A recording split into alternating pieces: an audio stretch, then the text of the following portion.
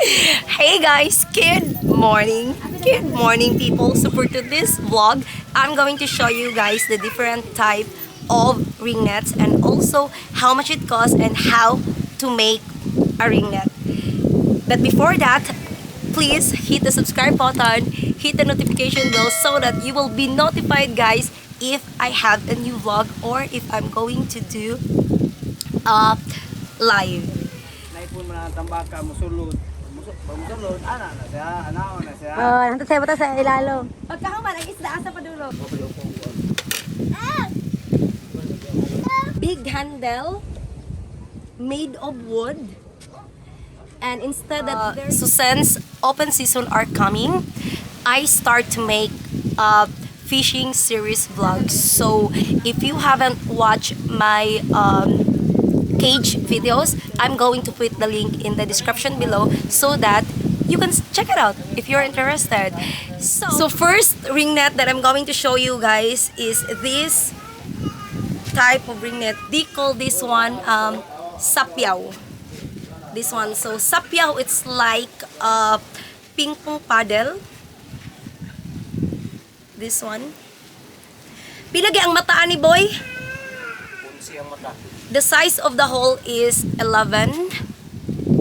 Nylon ba? And the size of the nylon that they use it is 4. I don't know if I explained it right. But if not, just research it, Google it. So again, this one is a sapyaw ring net. And let's go and show you guys how to make this one. Haptan paghapon. He's supposed to make it, guys, earlier, but I said it. No, not yet, not yet.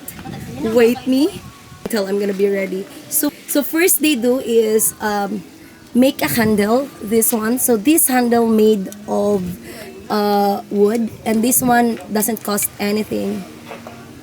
This one is unsa gali ni? Lambre. We called it alambre, guys. So they make like a circle. And they tighten it using a nylon. Then now, a boy are started to sew it using a nylon.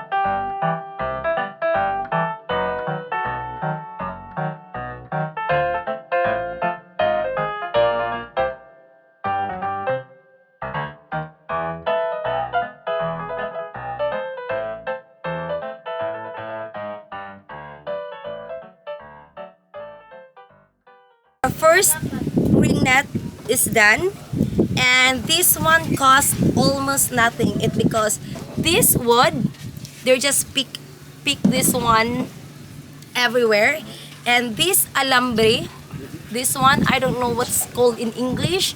They just ask this one to our neighbor. Asa ninyo gipangayo ni alambre?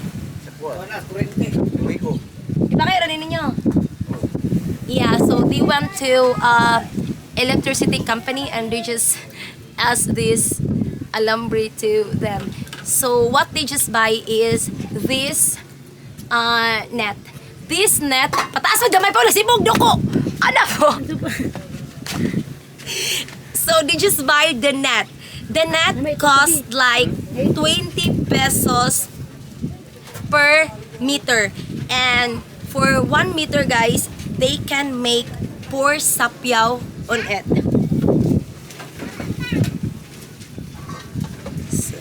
again, look. Okay, this is how it look like. Okay, so next is the itaas ka gabay paw. So next is I'm going to show you guys the video net. But before we continue, let's have some snack. So our snack is egg and bread. Ha? Mag-imo magsibot. Ang problema kanu sa apa? Pero ilan na kinuha ka naman hay sila. Ang mga niluko pa.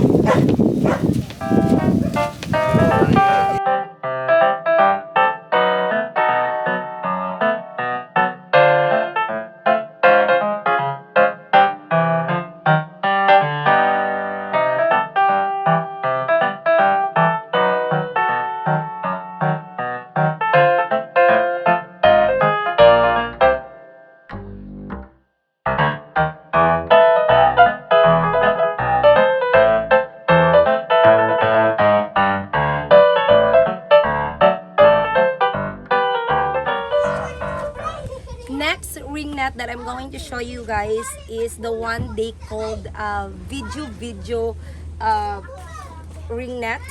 This is how it look like. So it's almost same guys, but the difference is this video ring net is have a long skirt. I don't know if that explanation is right, but look, as you can see, it's like this. I don't know why they called it video. So let's ask them and maybe they can explain it well to us, or maybe they can just do action. So maybe their actions can explain why they called it video. Okay, Marika. Nganong video ni dali. Come here. So this one is the brother of a boy. So he like using a video. It's because as you can see, he look like a thief. So ano gitawag ng video? Mag-ana man sa dagat, mag-ana, isnaipon man ang tambaka, musulod. Musulod, ana na siya, anao na siya. Oh, nandun sa butas sa ilalo. Pagkahuman, ang isda asa pa dulo. Diri mo ana diri nya. Imo nang gunitan kay. Nuna mo ra kay ka sa pataw nga ana tubag. Okay. Oh. I don't know if it explain it well, but don't you worry guys, it's because open season are coming. So I'm going to show you all guys, to show you guys how they use the ring net, the sapyaw, the video ring net, and the other net. Okay, so I hope his action can explain something. So I cannot show you guys how they make it. I mean, it's almost same procedure. They have like wood handle, ring, and they're using this net. So by the way guys, maybe you wonder why they are using different type of net. So this one is more durable and this one it's not super durable. So the reason why they do like this is because after they do video, after they do like what he action guys is after they do the videos, all the fish will gonna go here. So in case that they can steal like 10 kilos, at least this part of the net will not give up. That's why they always hold this one. I don't know if I explained it right, but soon I'm gonna show you guys. Okay, so we are done to our second ring net. Let's show you the third one, the favorite of Regina. So this is the last ring net that I'm going to show you guys.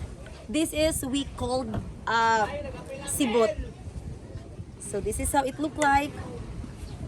Big handle made of wood, and instead that they're using using a nylon for tighten this one, they use a rubber. And instead that using for nylon to sew this area. They're using no, they're still using nylon, but here they're using a small size of rope, and the net that they're using, it's not the nylon type. Why they make it like really durable, guys? It because this is the one they use for asking for a free fish. Like after the harvest, guys, they're gonna go to the sidekick boat because that's where the fish is. They're going to ask the captain of the boat, like, give me some. That's why this is our favorite net, Regina and I. It because if we want to fishing, we always have like this so that we can ask a free fish. This one. So yeah, I guess same procedures, guys, how they use it. And this one, the video and this one, it almost costs nothing. It because this one they can ask it for free, and the ring they can ask it for free, and the handle they can just pick up it everywhere. So yeah, next time I'm going to show you guys like how to use this one and the other net. So yeah, I hope you like these videos. If you like it, please give this video a thumbs up, and if you haven't subscribed, please do subscribe, and I'll see you to my next one. Bye bye.